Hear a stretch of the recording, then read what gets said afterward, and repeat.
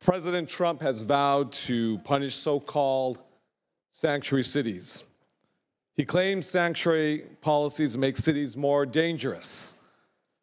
I think the president needs to read up because he's wrong about immigrants and he's wrong about what makes our communities safer. So-called sanctuary cities are not only safer than comparable non-sanctuary cities, they are in fact better off economically. A recent study by the University of California, San Diego professor shows that sanctuary cities are not only safer than comparable non-sanctuary jurisdictions, but they're in fact better off economically. Instead of making us all safer, the Trump administration is spreading fear and promoting race-based scapegoating.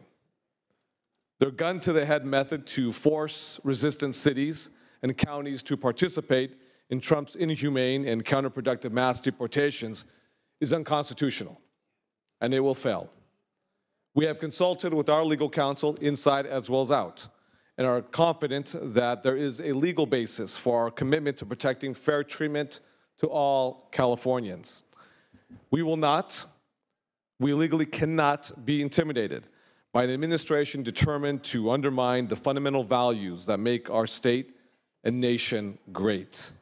Facts matter, colleagues, a concept that our president has yet to grasp.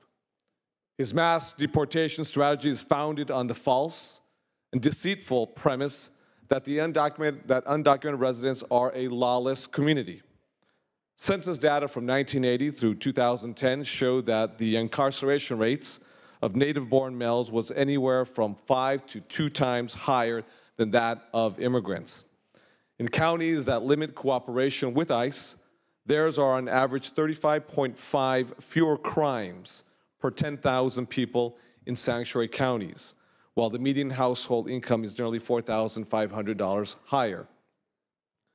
The linchpin to the president's plan is to have local police enforce immigration law. Police chiefs across the nation believe that enlisting local police to enforce immigration law is a bad idea. Our communities will become more, not less dangerous. Scarce local law enforcement resources will be squandered. Police officers will be called upon to abandon their duties, to arrest and detain otherwise law-abiding maids, laborers, babysitters, restaurant workers, hard-working people who have helped make California the 6th largest economy in the world. Undocumented residents will quickly lose trust in local police. Crimes will go unreported for fear of deportation. Criminals will roam free to victimize others. In a recent letter, our Chief Justice urged the Trump administration to stop arresting immigrants at courthouses because of the chilling effect such a tactic has on the immigrant community. Their reply makes it perfectly clear that the Trump administration is not looking for cooperation. Their enforcement will be through intimidation and coercion. 2 weeks ago, the Department of Homeland Security issued a weekly report that aims to publicly shame law enforcement agencies that release people from custody despite an ICE retainer request. The U.S. Attorney General took it a step further by promising to withhold federal funding from law enforcement departments that don't do ICE's bidding. ICE has been and will continue to raid courthouses and our communities, not because of lack of access to jails, but because ICE refuses to comply with the Fourth Amendment. Sheriffs and police chiefs across the country, including LAPD Chief Beck as well as Sheriff John McMahon, have urged ICE to simply follow standard law enforcement procedure and get judicial warrants. Senate Bill 54, the California Values Act, will prevent local and state law enforcement officers from being drafted, coerced, commandeered by ICE federal government authorities to enforce federal immigration law. However, Senate Bill 54 does not cut off cooperation with ICE, as the opposition purports. Let me articulate a few points, which I think are very important and hopefully will temper the arguments made today on the floor.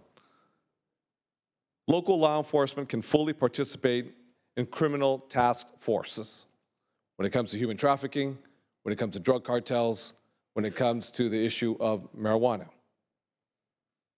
They will comply with judicial warrants.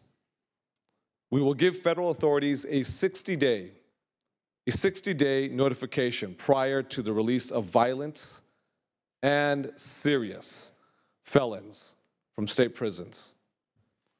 And state and local law enforcement agencies will be able to respond to ICE notification requests for serious and violent felons. Contrary to President Trump's assurances that he only wants to deport bad hombres, folks that could hardly be described as dangerous are being detained and deported by ICE, creating fear and near panic in many of our communities throughout this great state. But the actions of this administration have many of my constituents, as I'm sure many of all of your constituents, in a bipartisan fashion, living in fear today. Mothers and fathers fear sending their children to school. Victims of domestic violence, sexual assault, and rape fear they'll be arrested if they seek justice in a court of law. The very sick won't seek medical treatment for fear they'll be pulled from their hospital beds and deported. This is contrary to our values as a nation and as a great state. The backdrop to this crisis we're facing now is Congress's failure to pass immigration reform. And I would say yes, there's plenty of blame to spread across both aisles for the inability to actually secure a compromise deal. A pathway to normalize their status and a pathway to citizenship is the solution, not mass deportation of hardworking, law-abiding residents of this great state. California has an estimated 3 million undocumented residents, and their deportation would actually devastate our economy. 1 in 10 workers in California is, in fact, undocumented. They contribute more than $180 billion to our GDP. $180 billion. They pay more than $3 billion in state and local taxes. Nationally, the implementation of a mass deportation would be a significant blow to the U.S. economy. The country's GDP would shrink by 2.5%, with annual losses of up to $434 billion. The cumulative loss to the national GDP over 10 years would be $4.7 trillion. Contributions to Social Security by undocumented immigrants for benefits they will never receive have kept the system afloat. In fact, $100 billion over a course of 10 years. Californians already pay more in federal taxes than we actually get back in services. We know that. We're a donor state. So why should we have to squander our precious local tax dollars to enforce federal immigration law? That's almost akin to a double tax. Let the federal immigration authorities do their job. It is not the job of local police officers. Folks, you'll hear today probably some of the most heinous examples meant to instill fear, uncertainty, and doubt. FUD, if you will. These are real cases, no doubt. But there's nothing in SB 54 or other measures that could have prevented these tragic cases that will be articulated probably in a few moments.